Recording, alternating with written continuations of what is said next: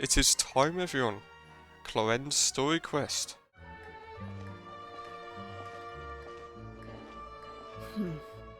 Still no dice? Not at all. And I've asked pretty much everyone in the court of Fontaine already. Lynette's ears drooped as soon as she heard that we'd have to be out and about for days on end. And Fremine, he hid himself under his helmet as soon as he realized there'd be people around that he didn't know. What about Chiori and Charlotte? I feel like both of them would be more than up to it. I've asked them already, but they're both pretty busy right now. I just gave the members of the Spina a few days off, too, so I don't want to bother them either. This is getting pretty difficult. Navia, Clorinde, what's up? Oh my. Well, if it isn't my dear partners. Huh. Navia? Huh? Oh, you mean... Yep, this is our chance. Do you need our help with something? Oh, precisely. My dear partners, we've got a huge problem right now that only you can solve. Whoa, for real? Absolutely. We've already exhausted all our other options. Traveler, Paimon, would you join us and play Marechaussee Hunter Judgment Day? Eh? Marechaussee what now? It's a new game script by the Tabletop Troupe, a local roleplay adventure club. Oh, I see. Ever heard of the Tabletop Troupe? They put out games that allow you to participate in a story and roleplay characters with your friends. Oh, I've loved their stuff ever since I was a kid. That sounds super interesting. Clorinde and I are both veteran members of the club. And when they asked, of course I couldn't refuse. I mean, come on, a brand new script? Generally speaking, scripts at that level of development have a lot of issues, but I think this one is pretty solid. Whoa. I know I was the one that handed you the script, but some of us haven't read it yet. No spoilers, please. Anyway, the script calls for a team of 4. Ah, yes. We're missing one final player right now. So, you're saying you'll help us out? I knew I could count on you, partner. Should have gone with Farina to do it. Paimon and the Traveler are kind of a package deal. Is that okay? That's not a problem. I'll adjust the pace based on the actual number of players and ensure that everyone has a good time. Well, Traveler, what do you think? Wanna play? Paimon will follow your lead. Well, that solves our problem. You have our thanks. Woohoo! I'll go grab the script manager from the club right away. The script manager? Didn't you just say that you gave Clorinde the script? The club introduced a completely new kind of gameplay for the script. In this iteration, the Game Master's version of the script is incomplete. The script manager provides the next part of the script only after players have completed the current list of objectives. On top of that, in order to increase player immersion, the club has created some of the story's sets and scenes in real life. We'll only know where we should go once the script manager reveals the starting location. Wow, you're right. Whoever wrote this script really did put in a lot of work. And it's got a real healthy amount of suspense, right?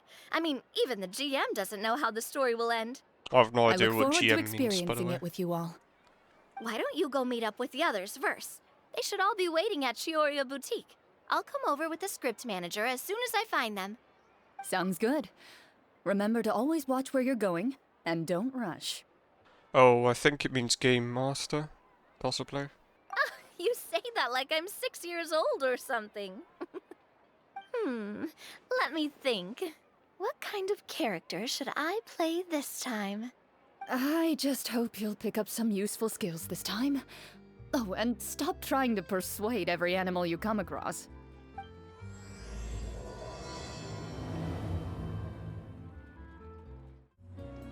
Oh, sorry to keep you waiting. Oh, Farina's already you're part of it. back. Okay, never mind. And you've got the Traveler and Paimon with you too. What a pleasant surprise. I assume you'll be joining us for the game then?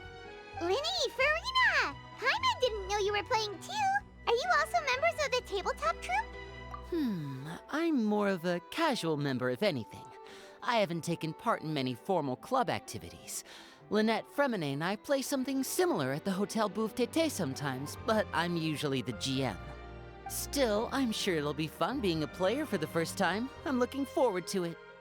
Well, I'm not a member of the club at all. Clorinde simply woke me up first thing this morning, said there was a good script worth experiencing, and asked if I wanted in. If you're interested, I can give you a referral. That should give you a 40% discount on membership fees. I think I'll wait to see how this experience plays out first, especially when it comes to the quality of the script.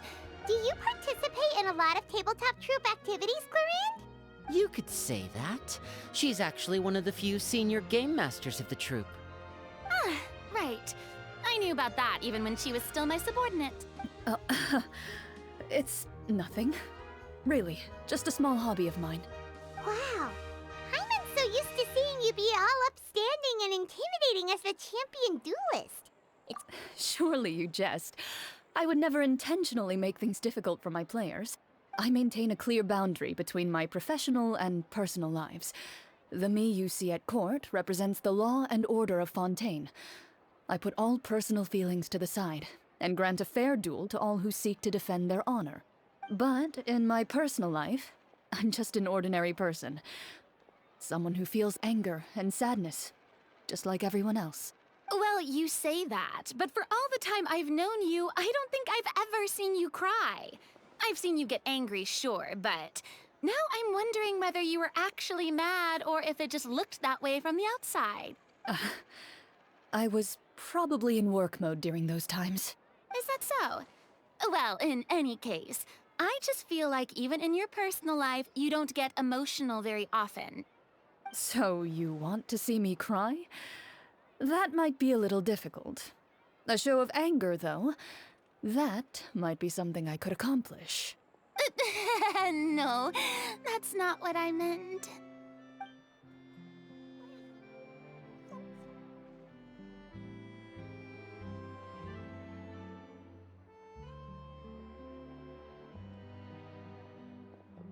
Ah, I'm back!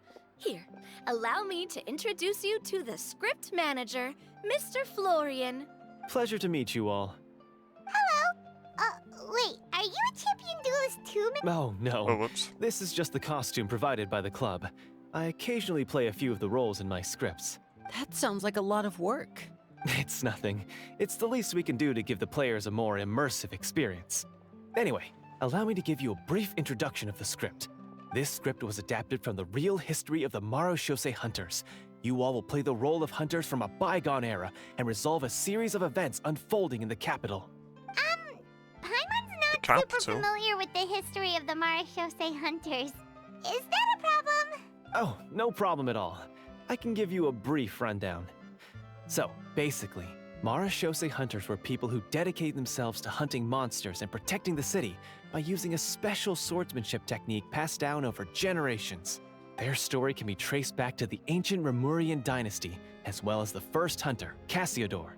Oh. But I'll leave the finer details for you to seek out and discover later. Wait, that was the guy from the road quest, wasn't And it? I'll provide additional commentary as the story progresses.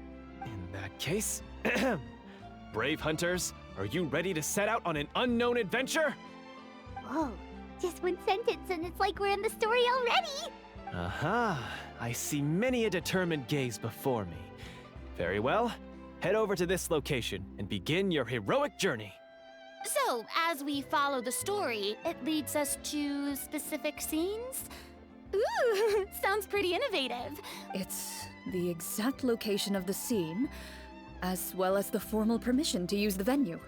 Please check all your belongings, everyone, and make sure you haven't forgotten anything. Sounds good! Hunter Squad, move out! Whoa, they really have thought of everything. Even the Fatometer is here and ready to go for us. The Fatometer. What's that?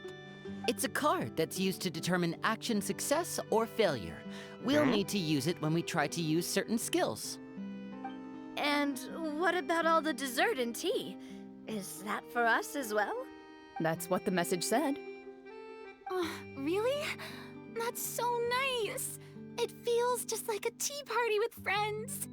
Those snacks have Paimon's name written all over them! Of course they do. I think you might be more of a snack hunter than a Marachose hunter, Paimon. Snack Hunter Paimon reported for Alrighty. If there are delicious snacks to be found, Paimon will track down every last one. The desserts are great. But I'm still looking forward to the story more than anything. Very fair. Then, let us begin. First, please pick up the blank character cards in front of you and write down your name and profession. You can find an abbreviated version of the rules printed on the back of your character card. If you have any questions, feel free to ask me. In this story, everyone is a Marachose hunter. To reflect this, the club has prepared a small badge for everyone. Ooh, nice. As hunters, you have proficiency in swordsmanship and fighting by default, so there's no need to allocate any additional skill points to those areas. Swordsmanship? So there's a fighting part to all of this? Paimon's not sure she can do all that on her own. Maybe Paimon can just stick with you? Why don't you share a character card then? The Traveler will be the Marachose hunter, and you can be her little floating assistant. Kinda like in real life. So, for the name, do I fill it out with the name of my character? Yep, it can be any name you like. You can use your real name too if you want. I do that whenever I get too lazy to think of a new name.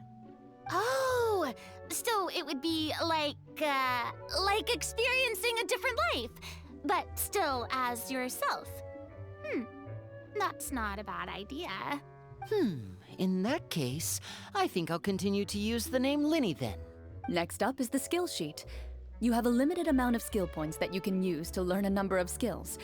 The more points you invest in a particular skill, the easier it will be to pass associated checks. I'll take persuasion and investigation. Those are must-haves when it comes to missions like these. Oh, those skills sound like they'd be useful for gathering intelligence. Good idea, Navia. Just as expected of a veteran player. So should we also take those skills then? Not necessarily. Since we're, for example, I do you think mean I'll to do take that? stealth and sleight of hand. That will give us more options if we run into any situations we can't negotiate our way out of. Oh, interesting. I wasn't thinking about it like that. I suppose it's not so different from an acting troupe. Everyone has their own role to play. Let me see. I'll take arts and performance. I'm not quite sure what use they'll be, but I'm not as knowledgeable about the other skills, and I'm not too confident I'd be able to roleplay them well. Well, that leaves us. What do you want to learn, Traveler? I suppose. Oh, something that'll help you get a read on other people's Oh, thoughts. okay, yeah. Sounds useful. That was a good option then. Ooh, so you want to help people when they're injured. So what do you think? Are you sure you want to learn these two skills? Let's see. Oh, looks like you each have enough points to choose one final skill. You've all picked such classic skills. It's fine to go a little bit out of the box, you know. Why do I get the feeling she's getting ready to cause trouble? For example, this one here. Summon. Doesn't it sound super mysterious and cool? Oh, I saw that one just now as well. The description says, this skill can be used under certain circumstances to summon characters or creatures that fit the script's world-building rules. The script's world-building rules, huh? But how are we supposed to know what a Marachose hunter can summon? Oh, that's not for us to worry about, my friend. Just learn the skills that interest you, and the GM will take care of the rest.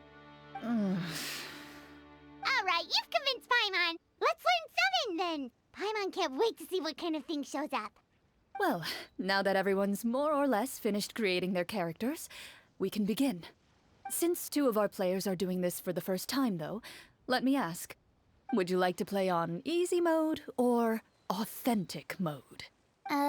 What's the difference between the two? Well, in role-playing games, the story sometimes changes based on the decisions of the players and the results of the Fatometer. For example, if you fail a check, that means you cannot use the target skill in that scenario. A critical failure may even result in further negative consequences. If you choose to play in authentic mode, Every time you elect to use a skill, you'll need to use the Fatometer to see whether you succeed or fail, and face any consequences that may follow.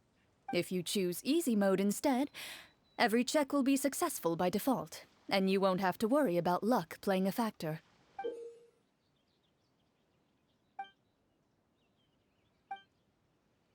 Oh wait, there's an actual like gameplay aspect to this. Given Okay. that I'd I like thought to it was all focus on the dialogue. story, I suppose I should pick easy mode. I'd feel bad if I brought the team down by failing my checks. Huh? Oh, come on. Don't worry about that. RNG is the lifeblood of role-playing games. Never knowing what you might have to overcome. Ugh, doesn't that sound exciting? I'd rather be mentally prepared for what might happen. All right, then I'll mark down Farina for easy mode. All her checks will be successful by default. What about you, dear partner? How would you like to play? Sure, let's do authentic. Are you sure? Trust me, you'll see the beauty of RNG. Honestly, I don't think Clorinde would make things too difficult for us no matter what the Fatometer says. Isn't that right, Clorinde? No promises. That wasn't super reassuring. Well, anyway, enough talk. Let's get started. Speaking of the story, why is the beginning scene on a beach? Well, that's because a long time ago, Oh. back when human civilization was still in its infancy, powerful demons and evil sorcerers ruled over the land. They created a host of monsters and sent them to slaughter all humans in existence. Calling it now. Everyone's gonna be asking for this to be a skin for her. Like, no, an outfit. Soon, a group of human rebels banded together. With their swords raised, they swore to brave the darkness, and in doing so, subdue each and every monster that sought their destruction. Oh? Sometime later, as a member of the Marachose Wait, is this Hunters, monster? you receive a commission. Following the address provided on the message, you take a boat and arrive at this strange city. As you inhale, you can taste the slightly salty air of the docks as you begin to survey your surroundings. There aren't many people in the vicinity, but you do take note of a few others who, like you, seem to be sizing up this place. Your eyes meet, and you realize these people are fellow Marachose hunters, likely led to this location after receiving the same commission as you. You're all Marachose hunters too, right? Allow me to introduce myself. The name's Navia, monster hunter by trade and helpful neighborhood businesswoman on the side. What say you to traveling together? Okay, count me in. My name is Linny. I've been wandering since I was little and picked up a few less than legal tricks along the way. Of course. I was adopted by a Marachose hunter and later chose to follow in his footsteps. He's literally gone to... yeah. Is this where you introduce your character to everyone? It sounds like they've done this dozens of times. My name is Farina, and, I grew up in a noble family. I always had a strong interest in performance and the arts. Even though I'm a Marachose hunter, what I really want is to be a performing artiste. Hey, that's really cool. You can do it, Farina. That's exactly how it's done. Paimon is Paimon, a good friend and companion to this Marachose hunter right here. I've been studying medicine ever since I was a child.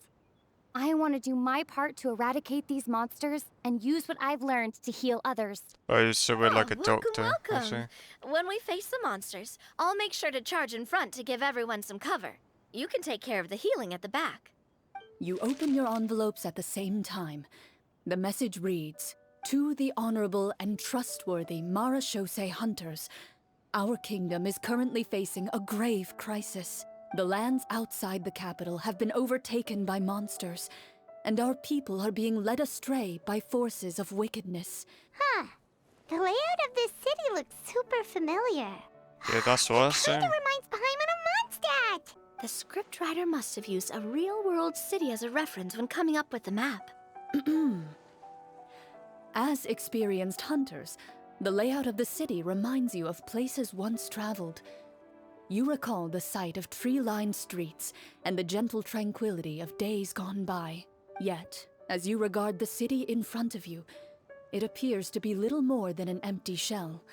Its hollow gates are open to you, beckoning you to come forth and bring salvation back to the town.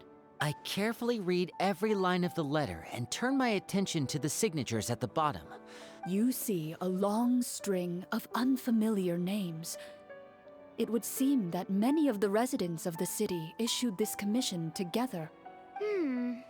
In that case, why don't we take a walk around the city and see if we can learn anything from the local residents? Oh, good idea.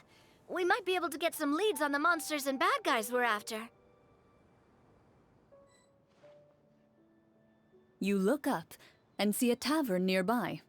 It appears to be open for the day. Why don't we go check out that tavern?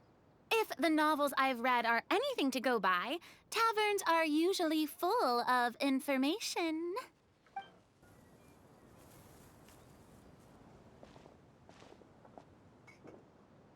Greetings, friend. Lovely weather we're having today, don't you think? Oh, hello. I suppose you're right. The weather today is quite lovely.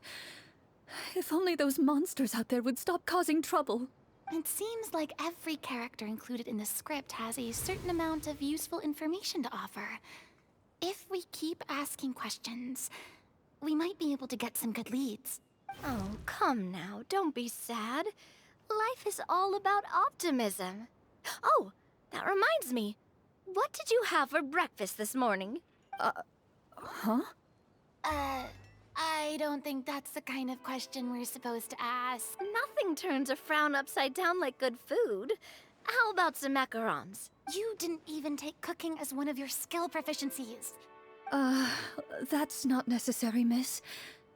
Excuse me for saying this, but you don't really look like a chef. Besides, I'm not really a fan of sweets. So you're someone who barely smiles and doesn't like sweets. You're really starting to remind me of this one friend of mine. Hey! Did she just... me? Clorinde must have broke character for a second. This isn't getting us anywhere. Traveler, maybe you can think of something.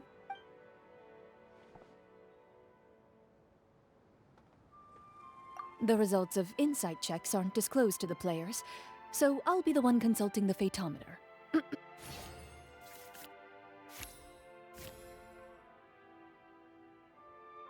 You recall all the lessons you've learned in your time and begin to carefully observe the woman's mannerisms.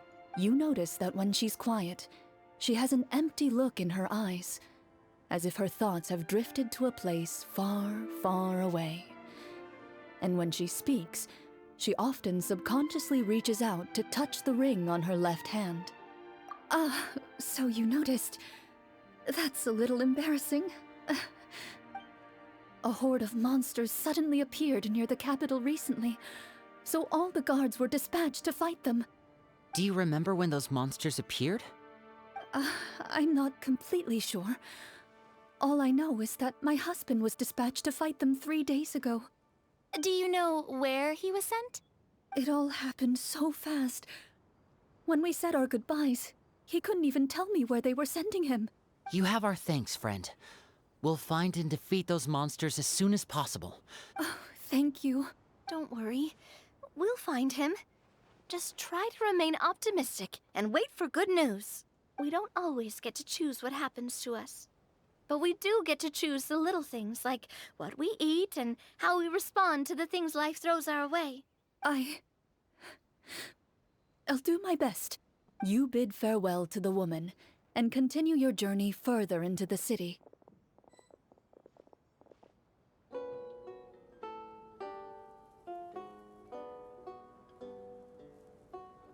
Although he doesn't seem very friendly, merchants are usually a good source of information, right?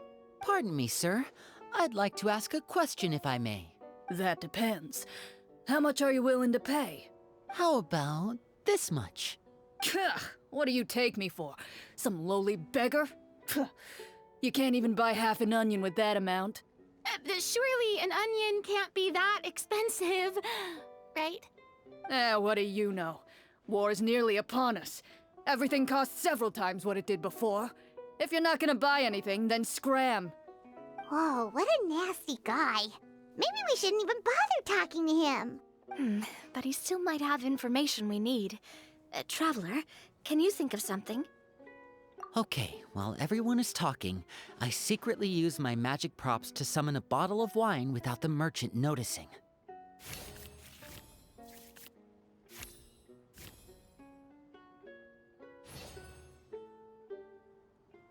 We meant no offense, sir. Here, allow me to offer you this bottle of vintage wine, made only from the finest grapes.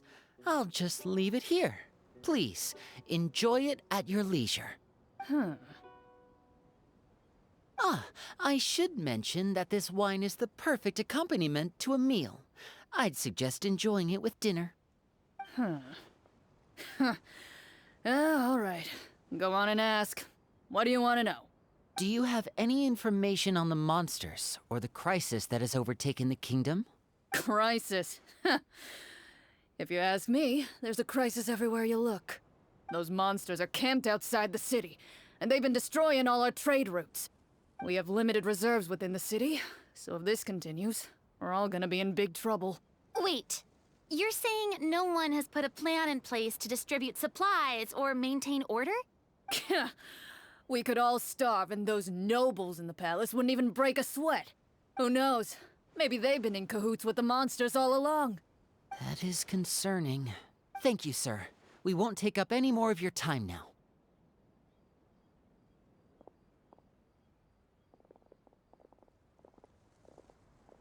Hey, why did you leave in such a hurry?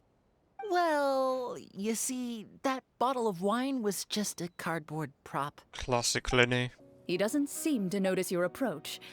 Still immersed in his own thoughts, he shakes his head and lets out a long sigh. This guy seems promising enough. Maybe I can get some information out of him. Looks like I was correct then. Hello, sir. Is there anything I can do to help you? Basically, I kind of assumed that each NPC we talked to, it would go in an order of who was best at talking to them. Wait, you're... I'm... Oh, dear goodness! You're a Marashose hunter! You recognize us? Are you one of the people who wrote the commission letter? Yes! Oh, I didn't expect you to actually come! Oh, what great news! The city is saved! What happened here? Alas, we once lived comfortable, carefree lives. This city used to be free of monsters. The first Marashose hunter, Casiodor, the Golden Hunter, he was the one who drove them back. However, monsters have once again surrounded the city. Perhaps the seal that kept them at bay has lost its power. Or perhaps an evil sorcerer has been meddling in our affairs.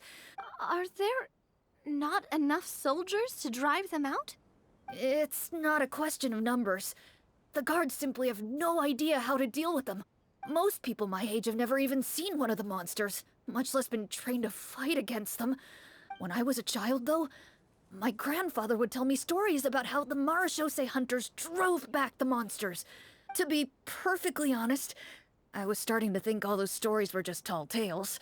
But now that I've seen you in person, I finally know that it was true! Well, you can rest easy, friend. The righteous and formidable Marashose hunters are on the case.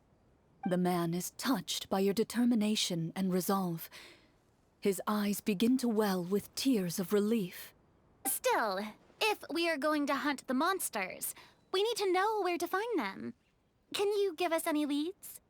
All I know is that the area outside the city is dangerous. Oh, although, if you leave the capital through the main gate and follow the road, you should run into a group of guards. I see. We'll go look for them then. All right, be careful. Oh, and one last thing. The monsters outside the city are just part of the problem. There are evil sorcerers inside the city as well, so be on your guard. They're actively working with the monsters, and have corrupted the court ministers with malicious magic. They're the reason why, even inside the city, everything has been a giant mess. Even one of our kindest ministers has turned into a boorish and unreasonable figure, interested in nothing but enacting laws that exploit the people. Talk about being stuck between a rock and a hard place. I feel bad for him. Maybe we should try to cheer him up? Huh? Like, now? Is this really the right time? I appreciate your kindness, but for now, it's more important to focus on the crisis at hand. Brave hunters, I leave the future of this kingdom to you. If I understood correctly, there are currently 2 problems in the kingdom that need solving, right? Exactly. We need to defeat the monsters outside the city and take down the evil sorcerer stirring up trouble from within. But which problem should we tackle first? Well, this seems like a good moment for a break. Take some time and discuss what you want to do. Let me know when you've made your decision. I really didn't expect the people in the city to keep us at arm's length like that. I totally thought the hunters would be treated like heroes. Well, Clorinde said the script took cues from the real history of Fontaine, right? Maybe the real-life Marachose hunters were also treated like that. I wouldn't say it's a perfect representation of history, but there are definitely some similarities. Would you like to hear more about it? Sure. As long as it doesn't spoil anything in the script. You've brought up bits and pieces of the hunter's history before, but it was all in passing. Paimon wants to know too! The hunters were super powerful, right? Were they all from a special line of supernatural beings or something? No. All Marachose hunters were ordinary mortal fighters. The only thing that set them apart were the special sword techniques passed down over the centuries. Huh? So you mean anyone could become a Marachose hunter? In theory, yes. All you would need to do is survive the rigorous training and master the swordsmanship techniques required to fight the monsters. Still, most people dropped out at the early stages, and others called it quits the minute they saw a monster in person. To become a hunter, you— What kind of monsters did the hunters fight exactly? Oh, and the evil sorcerer the script mentions. Did they exist in real life too? Yeah, I was wondering The about the land of monsters. Fontaine once played host to an ancient dynasty known as Remuria.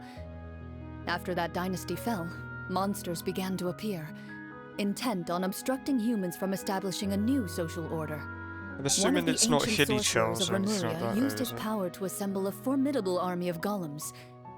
He sought to use that force to establish himself as king. Now, wait a second. Don't tell me that guy was the inspiration for the evil sorcerer in the script. Well, I wasn't planning on going into anything you might be able to find out in the game.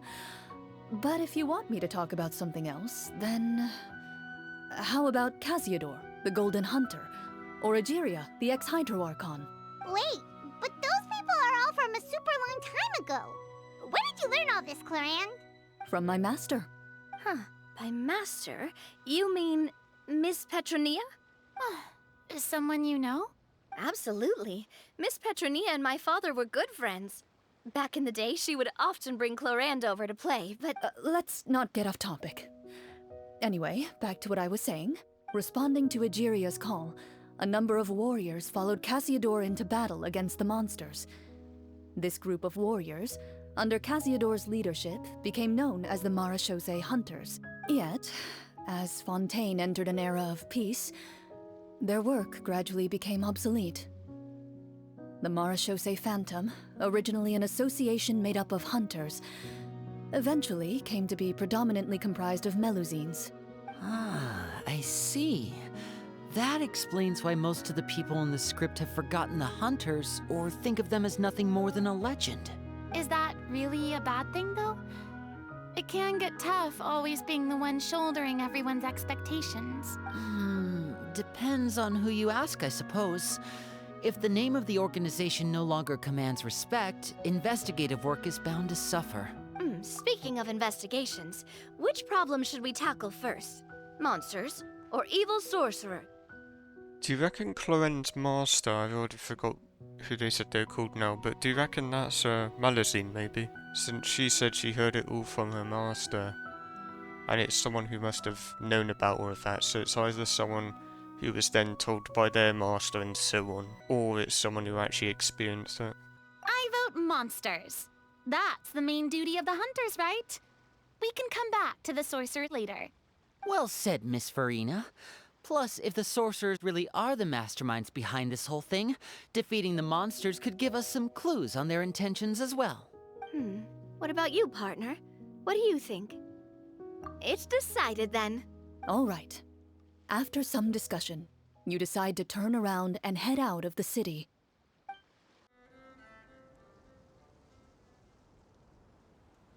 Let's take a look around, like that guy said. You there! Outsiders, halt! Who's there? An armored man approaches you. He has a tall, muscular build and a determined expression in his eyes. Although he's trying his best to conceal his current state, his uneven gait and the sweat dripping down his forehead make it obvious that he's been wounded and is in serious pain. I'm the captain of the guard. I saw you sneaking around the city earlier, so I'll only ask this once. State your purpose, or it's off to the dungeons for the lot of you. Wow, it's been a while since someone's been this suspicious of us. I said talk, not whisper between yourselves. Have you ever heard of the Marchese hunters? Marachose hunters? Ha! That fairy tale, you mean? What, do you expect me to believe you're one of them? I guess it's randomized, right? So I just pick a random one. Oh.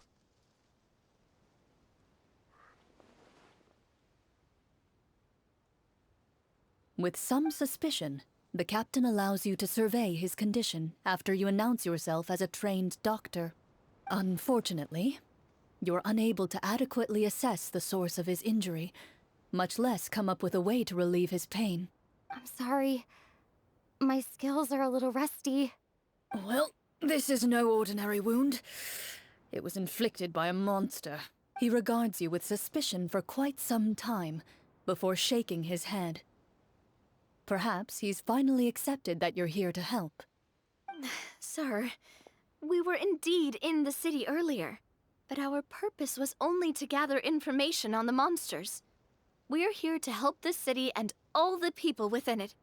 Your guards are still fighting the monsters as we speak.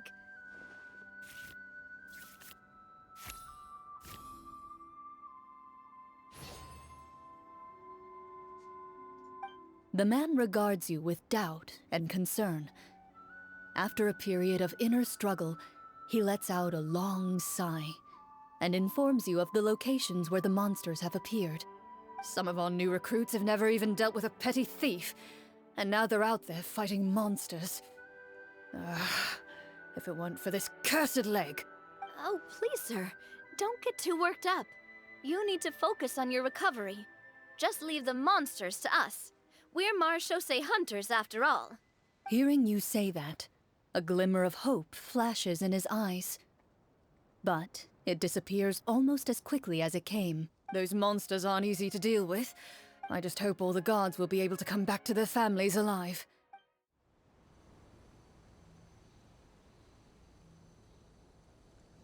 This is the place he mentioned, right? You see broken iron swords scattered all around you, and downed trees riddled with terrifying claw marks. All the signs point to one thing. A truly devastating battle just took place here. Be on your guard, everyone. The monsters might still be around. Before you can finish your sentence, you hear rustling sounds from the surrounding bushes. The monsters have emerged. They close in on you without fear. Those You are the get the monsters. impression that, in their bloodthirsty eyes, I you're see. just another meal for them to devour. A little help here! This thing wants to eat Paimon! Your battle round begins now.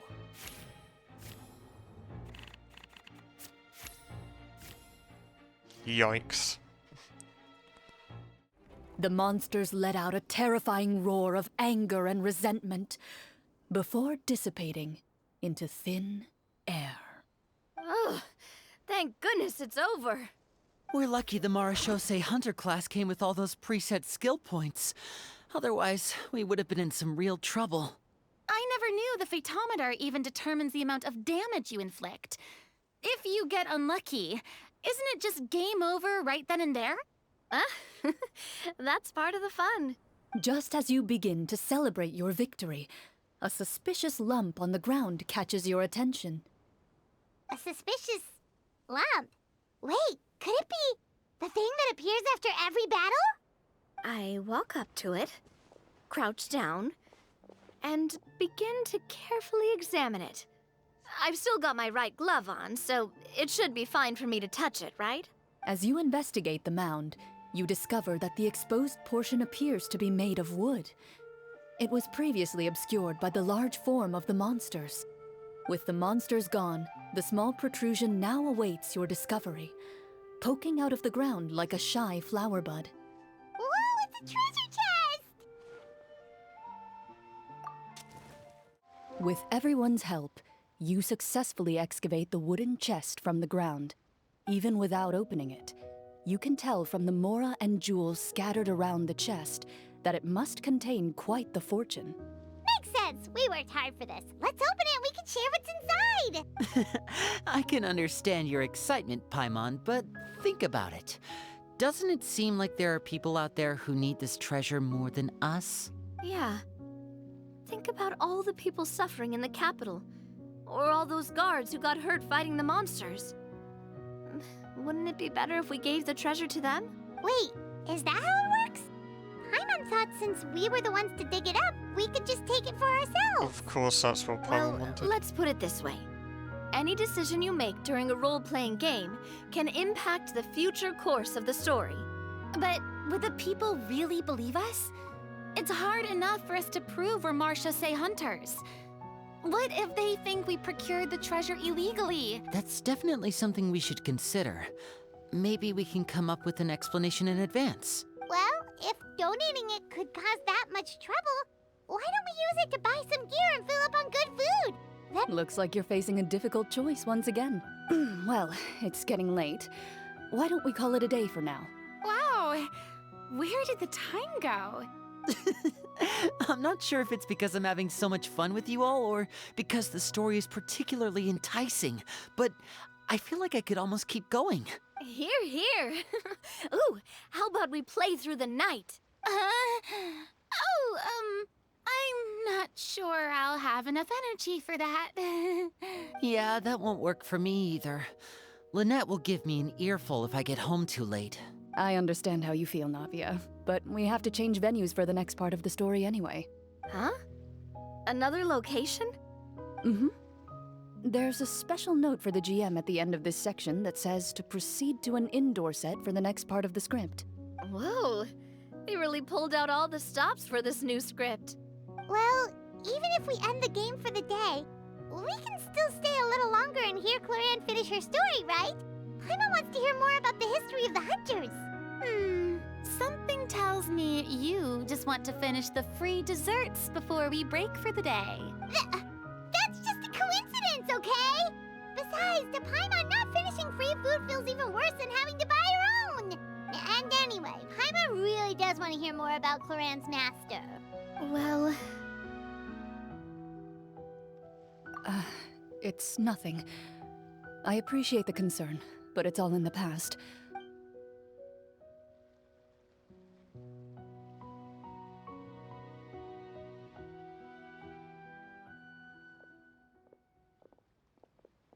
My earliest memories are of living with Master.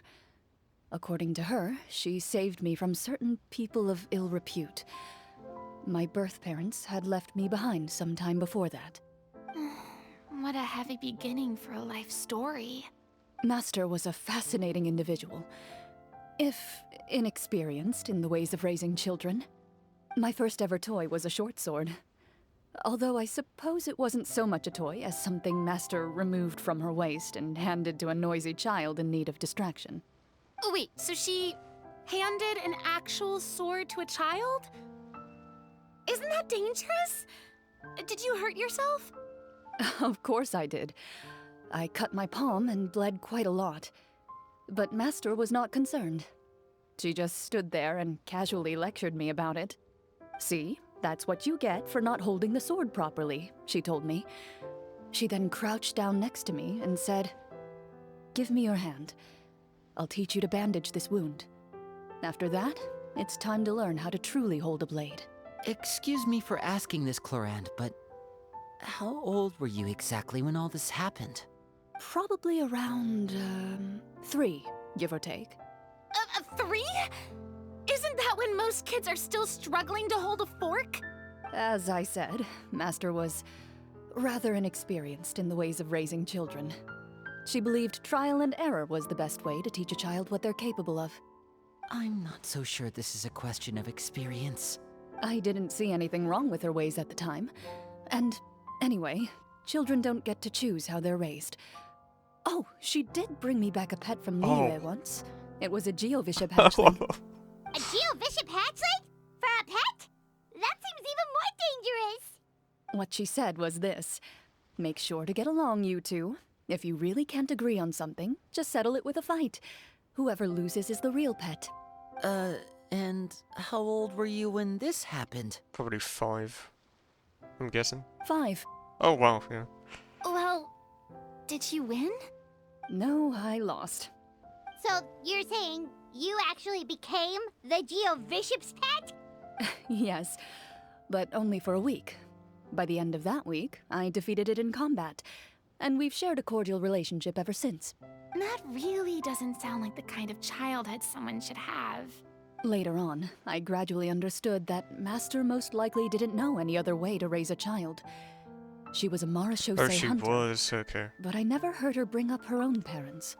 Thanks to her, I learned how to navigate the forest by the age of 6, and could hunt monsters in the wild by myself the year after that. Even though the training she subjected me to was strict, she always made sure to take me traveling when she had the time. We met many of her friends during those days. That was also how I met Mr. Callis and his family. I still remember the first time we met. You were too scared to join our picnic and hid behind Ms. Petronia the whole time. I still hadn't really met many children my age at that time. After that, though, you started coming over a lot. You loved challenging people to shooting competitions, remember? I don't think many members of the Spina ever beat you in one of those. I had a lot of fun during those days. I enjoyed them too. Oh, do you remember that one time we went exploring around the Spina together? We overheard Papa call your master Fontaine's Protector of Justice. We tried to pretend like we never heard anything, but you nearly let it slip that one time. Protector of Justice? Oh, wait, you mean that vigilante hero from 20 years ago? The one who is always active at night? Yep, that would be her. She often would put on a black cloak and go out at night. I never knew where she went or what she was doing. 20 years ago, huh? I still remember the guards leaving all kinds of witness reports about her on Nervalette's desk. My apologies. Oh, there's no need to apologize. You had nothing to do with it. And anyway, everything she did was for a good cause. Although, calling herself the Protector of Order was a bit much. Especially when she deliberately operated outside the law. Did they say protective justice earlier? When did the Protector of Justice become Okay, the yeah. Protector of Order? Oh, Palmer's she had a asking the bunch exact of same code stuff. names. I heard she would just come up with a name on the spot whenever she was asked. Later on, she probably got sick of answering those questions and decided to stick to just 2. The Protector of Justice and the Protector of Order. That sounds like her, all right. I bet she forgot which of the 2 she'd use by the time she got back each night. Well, she certainly sounds like a fascinating individual. With her strong sense of justice, it's no surprise her student followed in her footsteps. It's true. I always wanted to become like her. Someone powerful, independent, and with a strong sense of conviction. But she suddenly disappeared the night I turned 10 years old. Disappeared? What happened? I have no idea. She didn't even leave a note. I was never able to find out where she went. That night, I was celebrating my birthday at Navia's house, but Master never came to pick me up. When I returned home on my own, it was to an empty house. When she still didn't appear after a few days, I went to Mr. Callus's house to ask about her whereabouts, but he only shook his head. I wonder if the reason why she taught her all of that stuff at an early age was because she's planning on leaving her. Papa probably didn't know either. I know he sent a few people to investigate the matter in secret, but they never found any credible leads. Don't worry, I understand. To be perfectly honest, given Master's personality and way of doing things, it all made a lot of sense. Just like how, when a litter of kittens reaches a certain age, the mother willingly leaves them behind. Were you upset, Clorinde? I was at first, but not anymore. I don't believe Master would suddenly disappear for no reason. Well, despite everything, you still managed to follow in her footsteps and become the greatest champion duelist in all of Fontaine. You're practically a living symbol of law and justice. I suspect my position would be far too by the books for her. Master always did whatever she pleased. Who knew Clorinde had such an interesting past? I never had the chance to ask her about it before. And I wonder if Clorinde's master were the champion duelist back then, would that duel against Mr. Callus have gone differently? Oh no. Judging by the atmosphere, Clorinde and Navia are probably thinking something similar. Well, anyway. Would you look at the time? It's getting dark, so we should probably call it a day for real this time. I had a great time today, Miss Clorinde. Anytime. The script was good, but I've got to say, your childhood stories were even better. Hey, you should tell us more about that fight against the Geo-Bishop sometime. You could be right. What does she mean, on to something? I certainly don't know any 5-year-olds who want to fight a bishop in their spare time. Guess I'll head back as well. I need to save my energy if I want to continue enjoying the story tomorrow. You're that excited to hear about my fight with the bishop? I was talking about the script.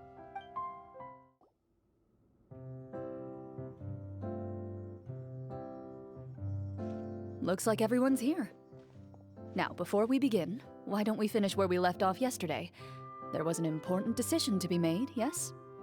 I'll pour everyone a cup of tea. Is that really the most important part, though, Clorinde? Paimon's more concerned about our current surroundings. Heavy walls, cold railings, dim lights. This is obviously supposed to be a prison. I admire the work put into the set. Still, it's obvious the scriptwriter has never paid a visit to the fortress of Meripede. So the set is going to be a part of the script? Unfortunately, that is something I can neither confirm nor deny. Anyone think Clorinde's smile is starting to look kinda scary? Well, whatever happens, we'll just have to push on. But first, we should really figure out what to do with this treasure. If we're worried about arousing suspicion because of our identity... Yeah, it might be better to keep a low profile. Staring at me won't get you anywhere. Oh, Paimon's good. Thanks. Why aren't you saying anything, Navia? Oh, this is the short sword Clorinde mentioned last night. I found it. Huh. I'm surprised you managed to track it down after all this time. Well, I made sure to take good care of it, considering the circumstances in which you gave it to me. Of course I had to keep it safe. Anyway, where were we? Oh, right. I was just thinking about all the potential ways for us to break out of prison. Wait, we haven't been thrown into prison yet, have we? Well, it's only a matter of time. It pays to be prepared. Just like how you should always have an umbrella on hand, even when it's sunny. I think only she does that. Paimon's made up her mind. Let's just give the treasure away. Paimon may have wanted to keep it, but if it's going to land us in prison somehow, Paimon will be too upset to enjoy her snacks. So, you've reached an agreement? All right then, we can continue with the story. Oh, and we'll collect all the scattered pieces of treasure on the ground as well. All right. You collect the treasure and make your way back to the capital with your bag of loot in hand. The city is still shrouded in a gloomy, oppressive atmosphere, but your spirits are surprisingly high. In places where sunlight struggles to reach, you generously share your wealth with the children, the elderly, and the poor in urgent need of help. Thank you, kind soul. The elderly woman's look of gratitude follows you as you walk away, her eyes never leaving your back until you move entirely out of sight. She's probably trying to tell us to speed this up. We need to hurry up so we can address the sorcerer problem. Should we go find that man again at the square? He seemed like a pretty responsible guy. Oh, good idea! Just as you start to make way to the square, intent on finding the man again, there's a voice.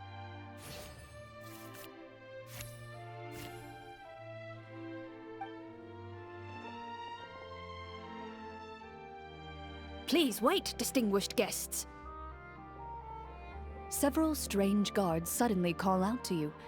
They run forward to meet you and proceed to politely pay their respects. Greetings, gentlemen. Are we being invited for afternoon tea?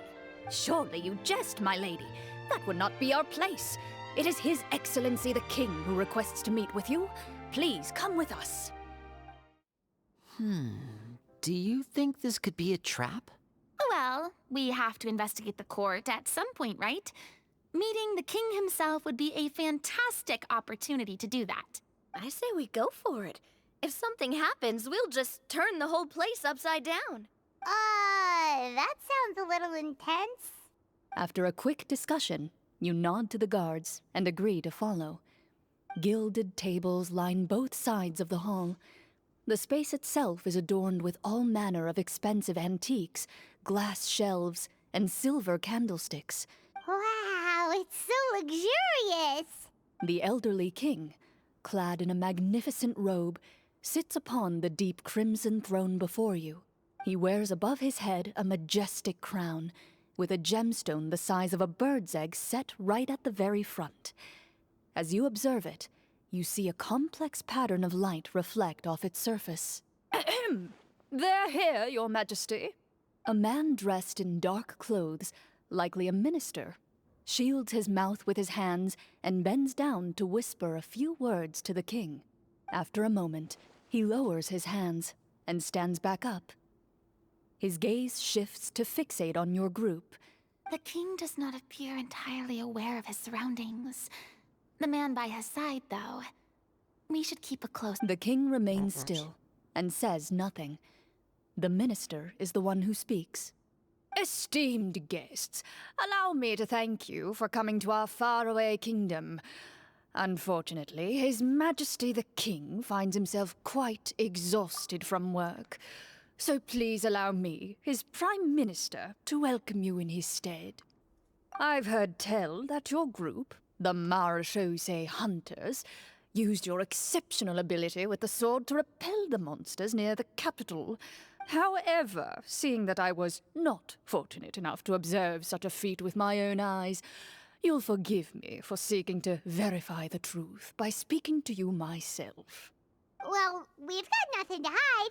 You brought us here to talk, Yeah, right? this guy seems So a bit we'll suspicious. Just explain what happened.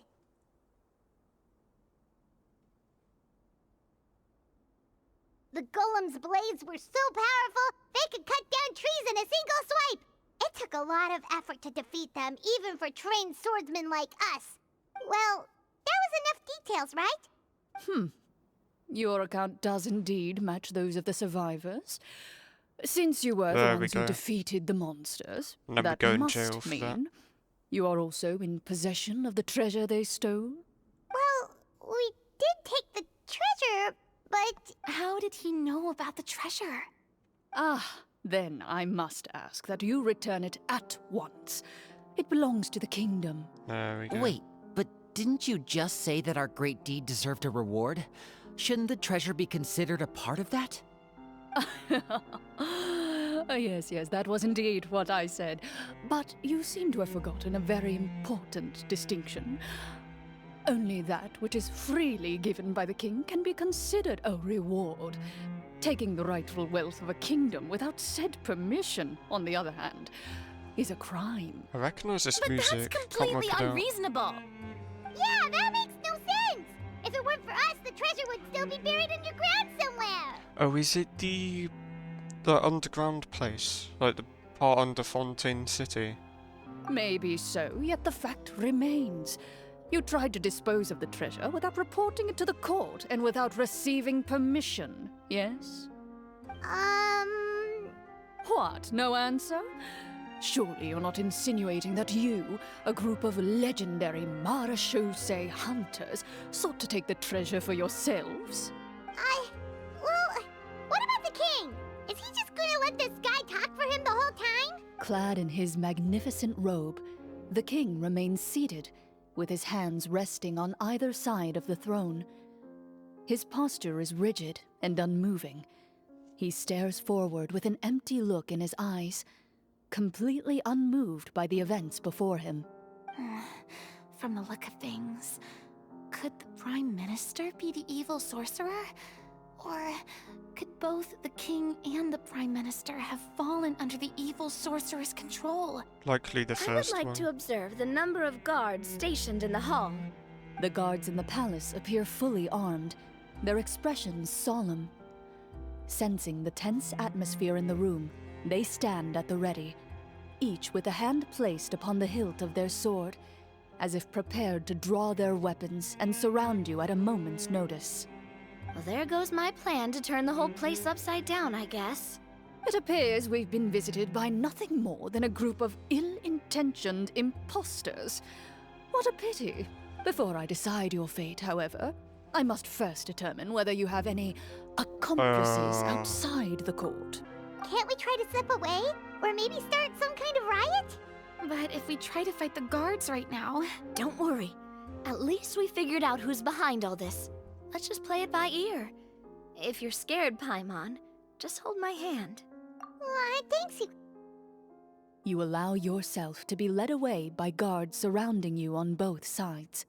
It's only when you begin to feel drops of water falling from the dungeon ceiling and smell the stench of death and decay all around you that you finally realize you've stepped into a completely different world.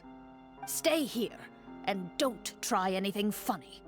The guards lock the cell door and leave without looking back. Wait, sir! Your voice echoes through the dark hall. But No! What should we do now? Carve out a new path of fate with our own two hands, of course. I draw my weapon. you reach toward your waist, but find Oh. nothing there. You now recall that your weapons were confiscated before the guards locked you in the cell. The bag of treasure along with them. Don't we have the summon What about that ability? knife I hid in my boot? When did you hide it in there? When I was thinking about digging a tunnel. Rejected. You failed to inform the GM of this course of action. Moreover, the guards would have conducted a thorough search before throwing you in prison. And the keys to the cell aren't anywhere to be seen? Correct. You don't even feel a lock hole on the cell door. Oh, Indeed. Huh? Why are you the one saying indeed?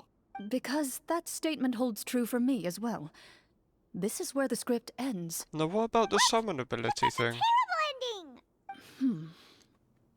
Generally speaking, this should be the point where the scriptwriter gives the players some kind of hint, or gives the GM some kind of code for how to move forward. I mean, maybe they just really wanted us to be immersed in the feeling of being in prison? Like, they'll only show us the way out once we've grown truly and utterly desperate? That is a possibility. Or maybe it is just that the reality is that they'd be trapped in that prison forever. If only there were desserts and tea in real prison. Oh, wait, guess it's kind of how the Fortress of Meripede works if you're lucky. Yeah. oh, before I forget, Navia, the short sword you had with you earlier. I took a closer look, and the craftsmanship doesn't appear to resemble anything from this era. If I remember correctly, that style was last in vogue several hundred years ago. Wait, Clorinde said that sword used to belong to her master, right? Does that mean her master has been alive that long? Yeah, I still reckon she's a I doubt Malazine it. or something. The way she went about things often made Actually, her maybe seem not then, childish if more they than seem so anything. surprised. I'd say the sword was most likely an heirloom passed down over time. Hang on. A precious heirloom passed down to you by your master. And you gave it to me just like that? You weren't worried I might lose it? Master left many things to me when she disappeared. There was the sword, an old key, and a good amount of junk she probably just didn't want to take with her. I gave you the sword back then, because I didn't want our friendship to end. Wait, when did this happen exactly? After the duel. Between Mr. Callus Before that, Clorinde would have meals with us and even stay over at the Spina some days. She was on great terms with Papa as well. After the duel, though, there was a period of time where we simply didn't know how to face each other. We were both sad and conflicted, and totally overthinking everything as a result. Whenever I looked at this sword, I couldn't help but wonder if Miss Petronia had never introduced us to each other at that picnic. Maybe part of the sadness I was feeling could have been avoided. Back then, it felt like I hadn't just lost a father, but a close friend as well. No one can change the past. The most important thing is that you two found your way back to each other and can enjoy things like this together. Yep, you're right. I'm sorry, you two. I didn't mean to bring up any sad memories. Think nothing of it.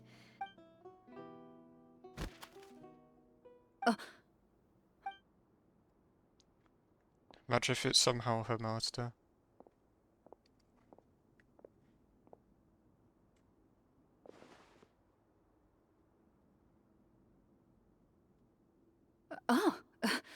Looks like the next part of our script is here.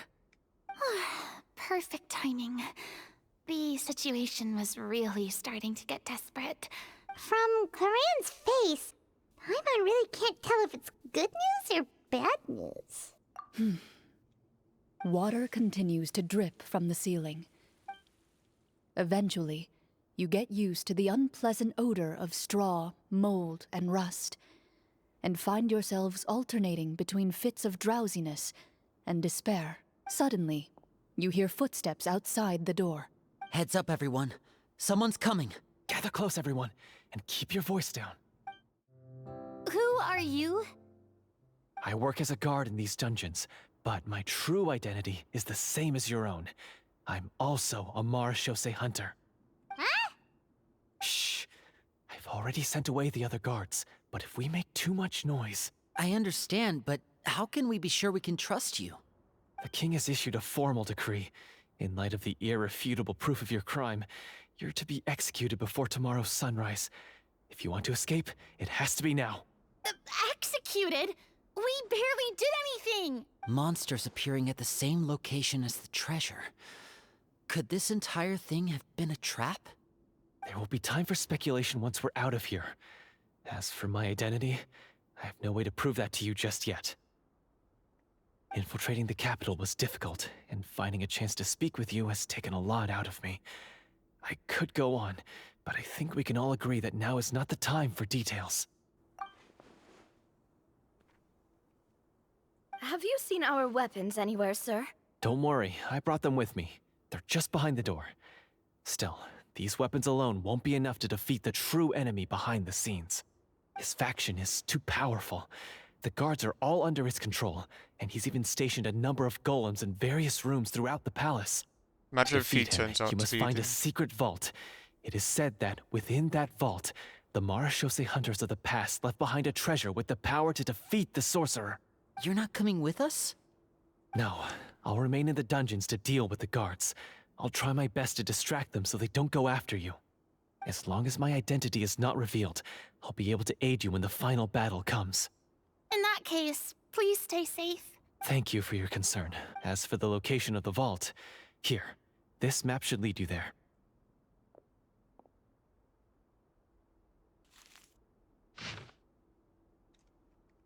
Got it. All right, once I open the door, remember to stick close and refrain from making any noise. You now have the chance to restore the honor and legacy of the Marechaussee hunters, and be sure to exercise caution. With the help of the guard, you successfully escape the dungeons.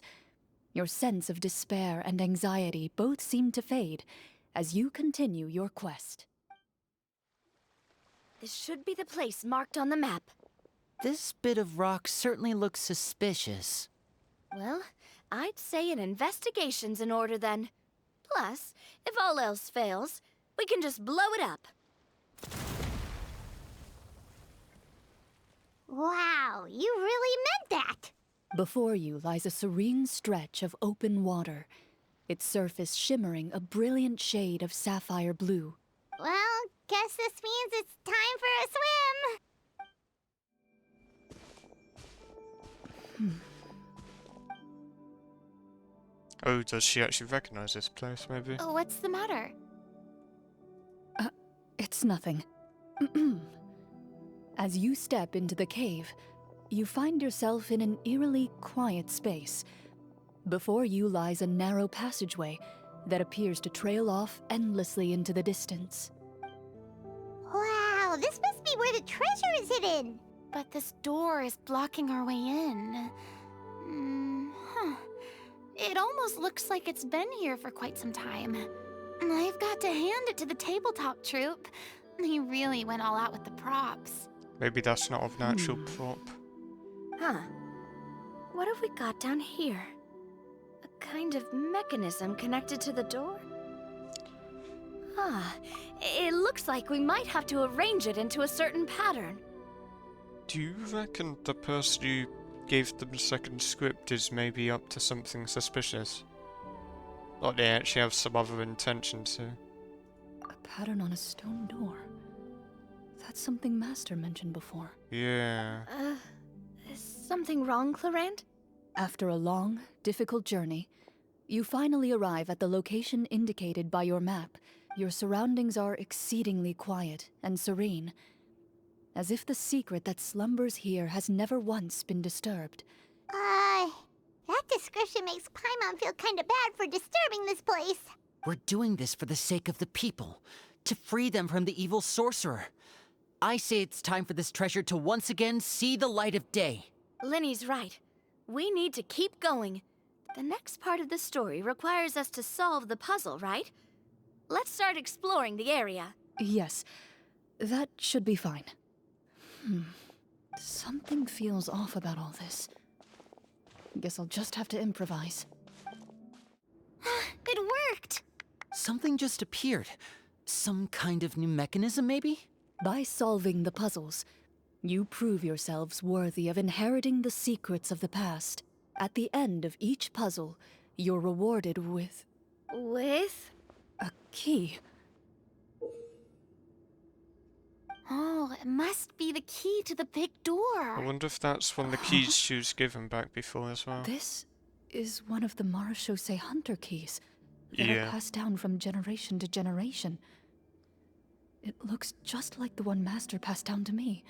It is said that 4 keys in total are required to form the final, complete key. And it seems like we just collected 3 of them. Yeah, I feel like her master must definitely That be must behind mean- this. In some way. Huh? What's wrong? You hear a few strange noises. Suddenly, all the torches in the ruin go out at once. Huh? What's going on? Did we fall into another trap? For the sake of immersion, please close your eyes, everyone. Without the torches, the space is now completely dark, and you cannot see anything.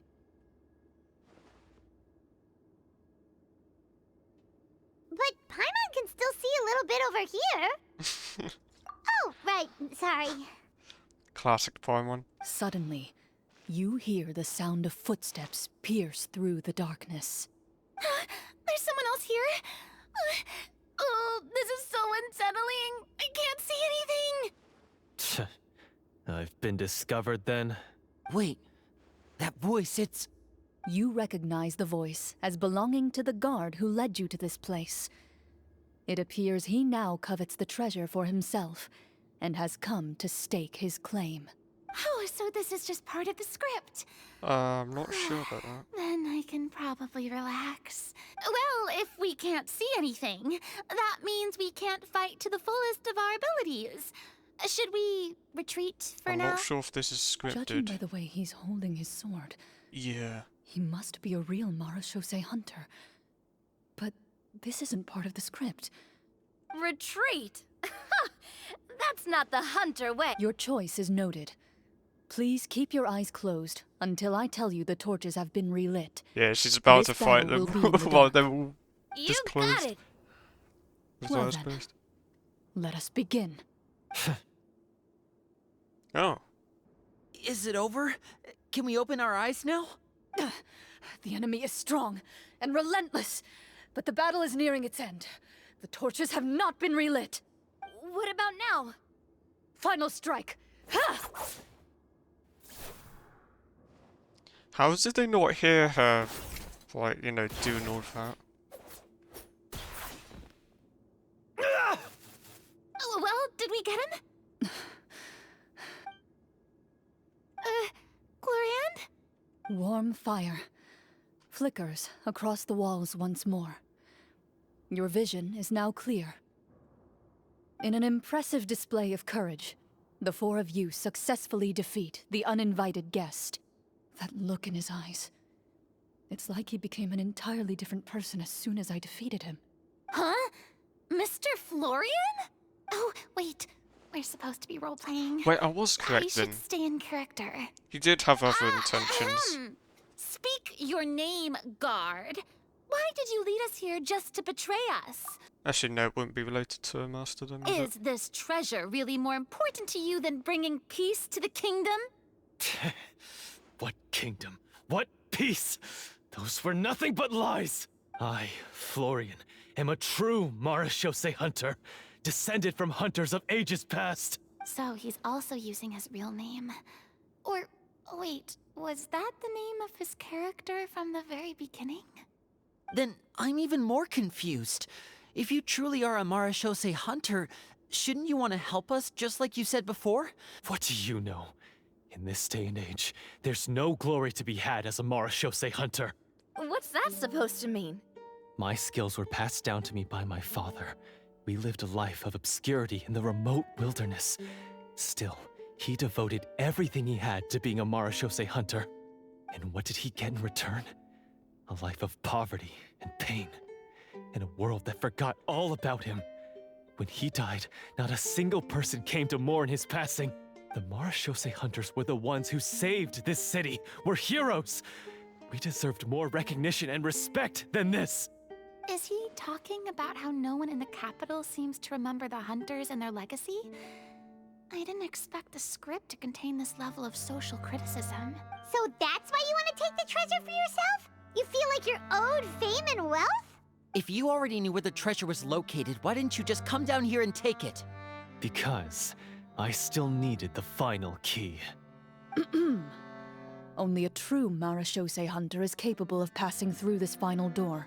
As someone who sought to hurt others for his own gain, Florian lost that right long ago. Okay, but what is this treasure anyway? We've got all the keys, right? So can we just go in and take a look? You're sure you want to go in? We've been talking about it for so long. Of course we want to see what's inside. And we've already defeated Florian, right? So he won't try to take it from us anymore. Pesky brats. Watch yourself. Then let's open the door together. All right. Your choice of action is confirmed.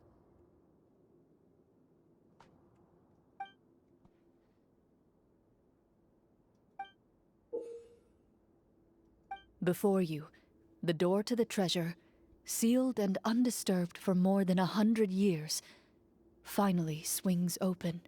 You hear the shrill wail of the door hinge as it rotates for the first time after years of disuse, almost like a sleeping giant letting out an extended yawn. It's open! Come on, let's go in! Paimon wants to see what's Paimon. inside! Ooh, me too! Oh my god. Ugh, uncovering hidden treasure is the most exciting might have part to of be the thumbnail. adventuring. What do we have here? Uh-huh. A stone tablet? And some shabby weapons? You call this a treasure vault? Looks more like an abandoned warehouse. Maybe the troop ran out of budget at the end? They provided a super immersive experience at the Oh beginning, my only to God. drop the ball at the most important part. They could have at least filled this place with cardboard Mora or something. Wait, I get it now. Paimon, this is the real Marashose Hunter treasure. Huh? This is it? The Marashose Hunter treasure is just a stone slab and some broken swords? I can't believe it. I refuse to believe it! Whoa, are you okay? The Marashose hunter before you appears to suffer a serious mental breakdown. One of you seems to understand the significance of the treasure already. If the rest of you wish to follow suit, you may remain here in the meantime and explore your surroundings. So, how are you doing? Feeling any better? What just happened? Do you remember how you got here? Or what happened to your body just now? I remember now. I brought you here because I wanted to... The explosives in the cave! You mean these? Huh? How did you...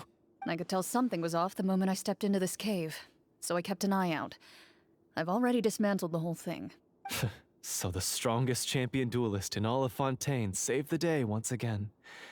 Guess I shouldn't be surprised. It would seem your skills as a Marashose hunter are as sharp as ever. I deserve some answers, don't you think? Tell me why you wanted to lure me here. Everything you said earlier sounded like the truth. Luckily, your monologue was dramatic enough to convince my friends you were just role-playing. I don't know. I just always felt like there was something in my heart that didn't belong to me. Something agitated and angry. The feelings about my father and the other Marashose hunters are real. It just wasn't fair. I was angry, bitter that no one remembered them or praised their accomplishments. I don't know when it started, but at some point, my anger came to completely consume me. At that point, I remembered the legend my father used to tell me. The one about the treasure. But if the treasure was all you cared about, why plant all those explosives? Wouldn't they just destroy the treasure and bury you along with it? I can't remember. My head is a mess. It felt like there was this voice telling me to eliminate the hunters, but now it's gone. Bro, it's From your definitely got description, I schizophrenia. suspect you were dealing with a Devorator. Okay, never mind. Devorator? Oh, your master... your father, I mean.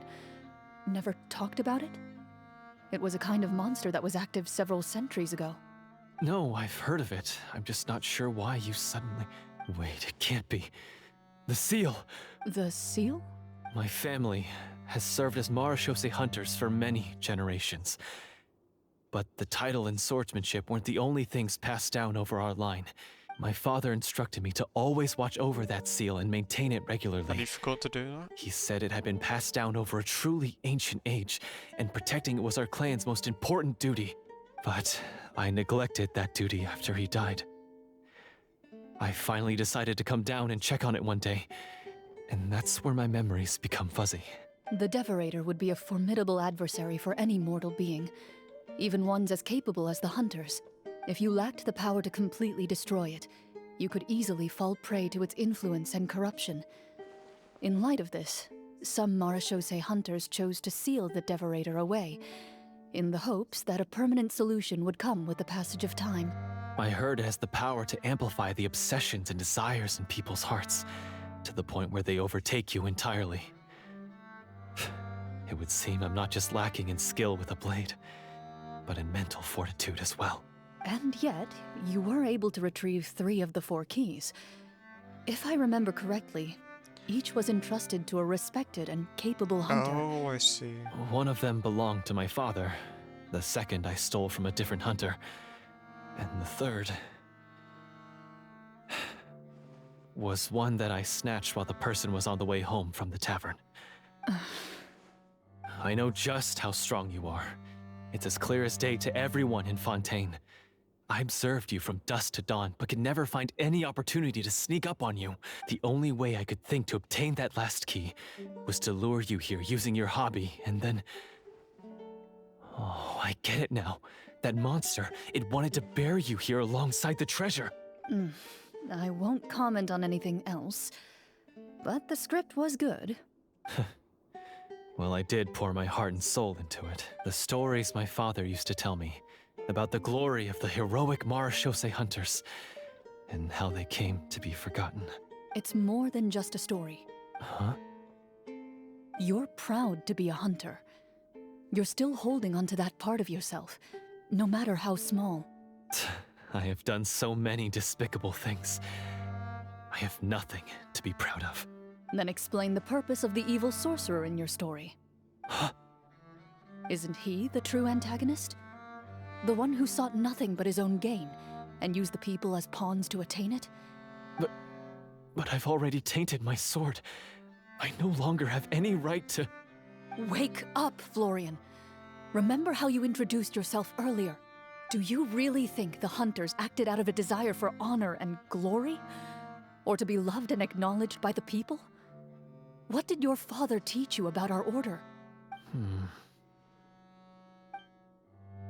You do not wield your sword for yourself, but to protect those you serve. There's nothing special about a blade. Do you still not understand? Even after seeing the treasure for yourself? The contents of that room, they represent the true legacy the hunters left behind. You're right. I am a Marechaussee hunter. It's time for me to redeem, no, to finally serve the people I vowed to protect all along. I wouldn't be so quick to push aside the need for redemption. I know. That's a charge I won't bother to defend myself against. Good.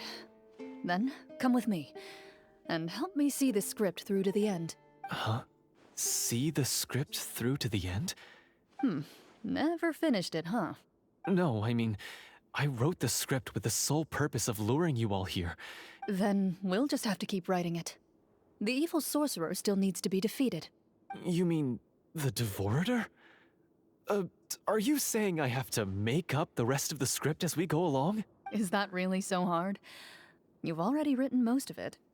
Surely you can write an ending where the hunters win and justice prevails. You aren't afraid your party will fall into danger? I know what my friends are capable of, and they're all quite skilled. Besides, I need their help. Then, are you going to tell them the truth about all this? I don't intend to spoil the fun.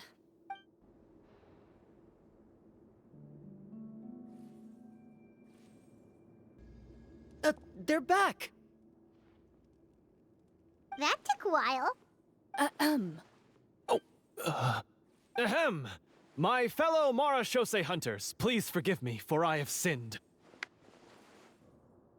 Tone it down. Sorry. After crossing swords with you and witnessing your courage in battle, I've rediscovered my true self and regained my pride as a Marechaussee hunter. Oh, do I smell a redemption arc? I confess, I was brainwashed by the evil sorcerer. He asked me to lure you here so he could bury you in this cave. That little... Wait, you're saying all of that wasn't you, but the evil sorcerer? That's right. He's adept at manipulating the hearts and minds of the people. I fell under his influence because I did not possess a strong enough sense of will. Huh. And how are you going to prove that you're a changed man? We're not going to fall for the same trap twice. To be perfectly honest, I only came to my senses after seeing the treasure. It reminded me of my father's past teachings. The treasure was The names of all the Marechaussee hunters from ages past and their weapons? Wait, you already know? Of course. Don't underestimate a veteran role player's exploration skills. We just finished reading through the content of the stone tablet. That tablet recorded the lives of some fascinating people. For example, this marechaussee hunter called Est. She inherited the responsibilities of the Golden Hunter and passed judgment on many people. But in private, she had a very easygoing personality. So, she was just like you. Oh, you really think so? Well, when you put it that way, I suppose I also have a few things in common with this Walter. Working as an executioner, he supposedly used a countless number of tricks to confound his enemies in battle. Their lives were all so exciting. You could write so many cool books about their accomplishments. How could they have all been forgotten? Because they chose to be. To hunt monsters that only appear in the shadows, you must also operate in the dark. Then this stone tablet must have been left behind by their companions. That's right. Few marechaussee hunters ever revealed their identity to the public. They always protected the city from the shadows. The only time they spoke of their accomplishments would be at night, when they gathered with their fellow hunters in front of the bonfire to share stories of the monsters slain by their hand. Only at night, or whatever. So, this tablet was created not so that the hunters would be remembered by the people. No wonder this place was so well hidden. You regard the stone tablet in solemn silence. The names of your comrades etched onto its surface serve as a reminder that you are never truly alone. The tablet proves that, although a hunter walks a shrouded path, it is not a solitary one. Their legacies shall continue to be passed down from generation to generation. Father, you once told me that I should seek out the treasure if I ever became lost. So this is what you wanted me to find.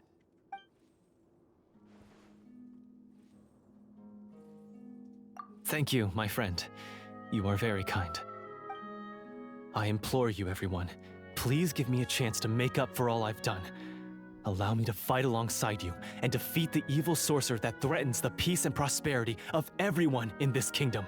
Well, I say we let you join. Sounds good to me too. Everyone makes mistakes. What matters is what you do to make up for them. I have no objections, but Mr. Florian, do you even know how to defeat the evil sorcerer? When he took over my mind, I gained some insight into his thoughts. Every time I thought of the treasure, he reacted with a strong sense of fear. Huh? He's afraid of the treasure? What if the secret's hidden inside these weapons? GM, permission to investigate.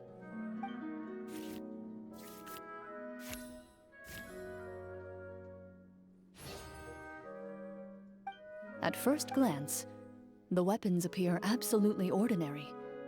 These blades have slain countless monsters. Though it's been a long time since they were used in battle, So basically take these with us, right? I'll take this weapon, since it used to belong to Est. Maybe it'll find comfort in being held by someone who appreciates the arts. Ah, good idea. I'll take Mr. Walter's bow then. From one archer magician to another. Paimon's gonna pick a cool weapon too!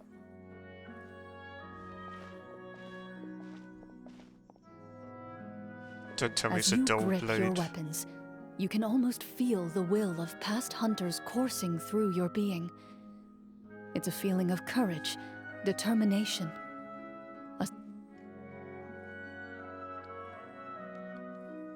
What did the Mr. traveler pick Florian, up? do you know where to find the evil sorcerer? I was able to see his surroundings when our minds were connected. I believe he's currently hiding out at the church in the kingdom. We must be extremely careful.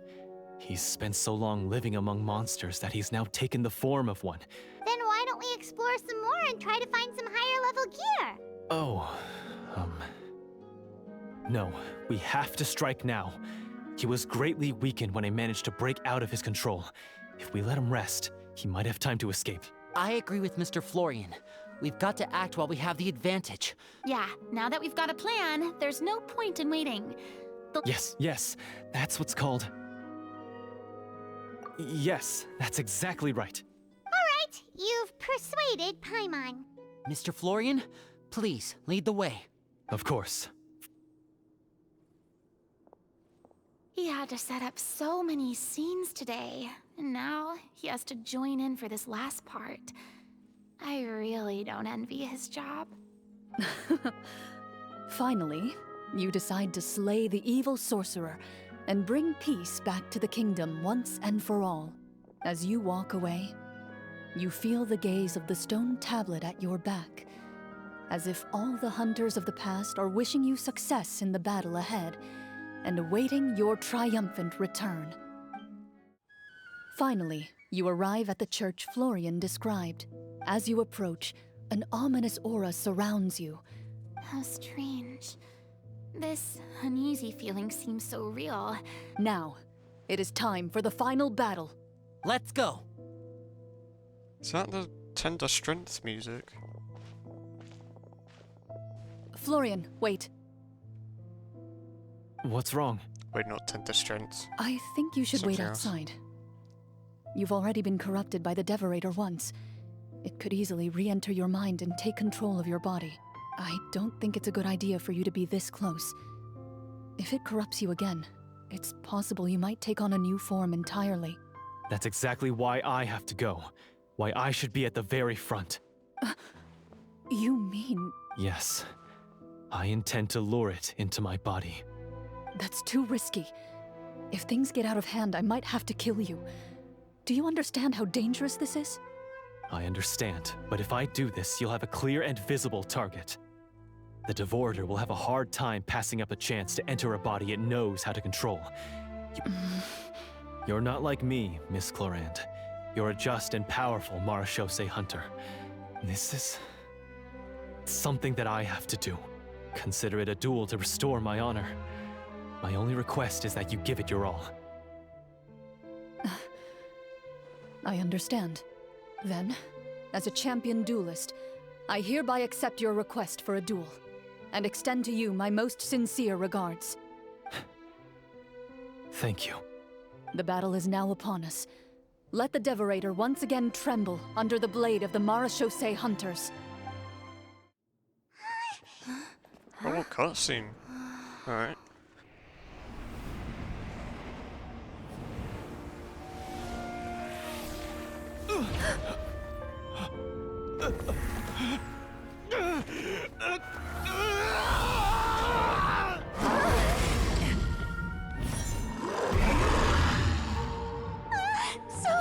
So lifelike. Oh, she actually got the salon members, so...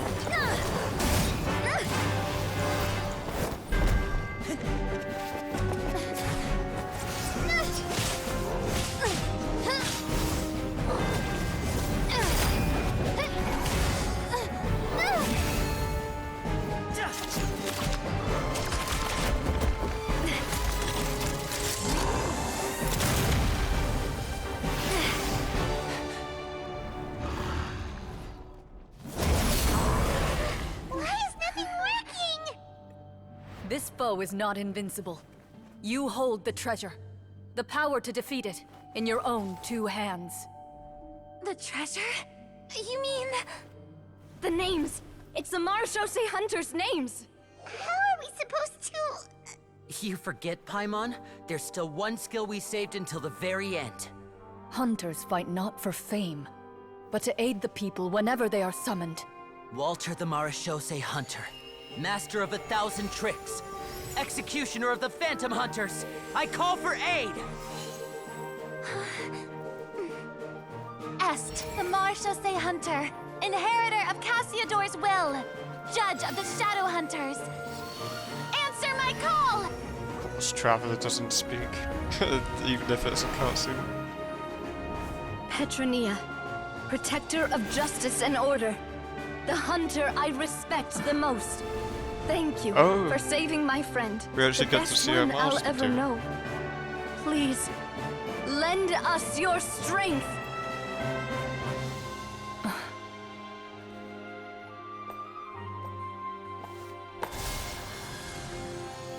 We have come to answer your summons. Okay, never mind.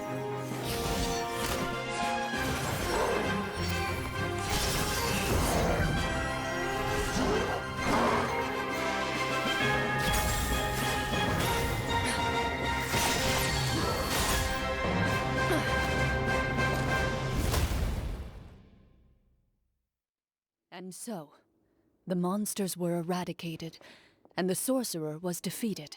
Peace soon returned to the capital. Those in the court, manipulated by the sorcerer, also recognized the errors of their ways. Some remembered the names of the heroes who saved their kingdom, but others simply continued their lives none the wiser. Such is the story of the Marachose Hunters.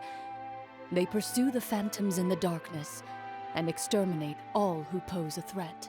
They will always protect the city and those within it, even should all memory of their accomplishments be forgotten by the very people they serve. I'm assuming we've finally reached the end of the script. Yes, you've reached one of the better endings. It's a pretty solid story overall.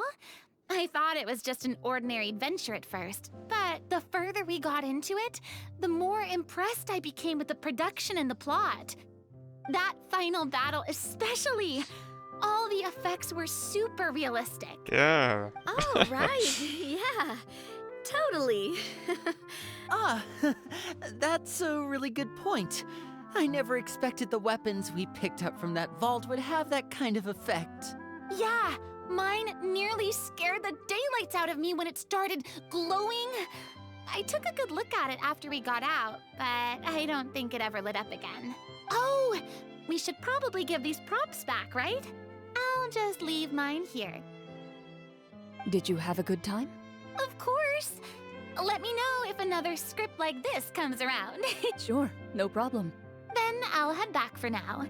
I think I need some time to fully digest everything that just happened. Once Mr. Florian is awake, please pass on my regards to him. Is he even alive? He must be extremely Oh, he is. exhausted Oh, to okay. have passed out cold like that. You're right. He's had a lot to deal with. Well, see you all some other time. Toodaloo!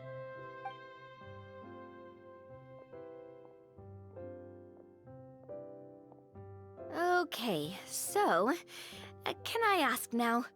I think it should be fine, yeah. Oh, Frida's the only one who in didn't the realize. world was going on Okay. back there? So you saw through all of that? That time in the cave when you told us to close our eyes, it'd be weirder if we didn't notice anything. I was dying of curiosity the entire time. I mean, you did a pretty bang-up job of pretending nothing had gone wrong. Farina actually looked like she thought all of it was planned. Guess none of us wanted to be the one to break the illusion. What are you all talking about? Yeah, Farina's already had enough to go through. No need to worry her even more. Oh, wait. Don't tell me Paimon never... Oh, this is all my fault. It's not too late to cover your ears. Here, Paimon, I'll do it for you. Bit late for that, don't you think? You're saying everything that happened back there wasn't actually part of the script? It's probably more accurate to say this was never a real scripted story to begin with. What? So loud. My head. Hey, you! Get up right now and explain yourself! No shaking, please! Oh, my head. Did Paimon just hear that right? You guys made up that whole last part on the spot? It's not nice to lie to people, but Paimon's gotta admit, that was a really good story, Florian. Yeah, it was like watching a magician improvise a spectacular magic trick after forgetting an important prop. If Paimon knew something was wrong with that vault, she would have floated straight in the opposite direction. Everything was under control. As if you've ever described a situation as being out of control. I'm pretty sure any situation you consider to be easy to handle would scare a reasonable person half to death. Guess I'm just used to it. You must run into a lot of unexpected situations then. That explains why you're so good at coming up with things on the spot. As for you, Florian, I know there's no excuse for what I did. I'll turn myself into the guards at once, confess my crimes, and accept any punishment that comes my way. I would say you've already suffered more than enough. What? You may have been blinded by fame and fortune in the beginning, but your actions during the final battle had proven you to be a true Marechaussee hunter. You'll be far more used to the city above ground than below. Your job as a hunter is more important. But Of course, you'll still need to take the keys and pay a personal visit to the 2 hunters you wronged. yes, of course.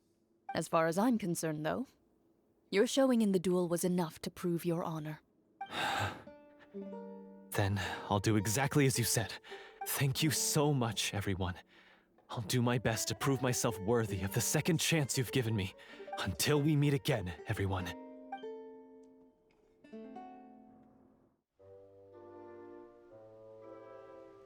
Speaking of Marechaussee hunters, what should we do about the treasure in that cave?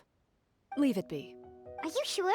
We could show it to people, make it so that the hunters are remembered. Don't you want that? No. Every name on that tablet made the same choice. All hunters know what the path entails. I am no exception. My identity as a Marechaussee hunter is not something I need people to remember. That's certainly very different from the path of a magician. Wait, Paimon just remembered something.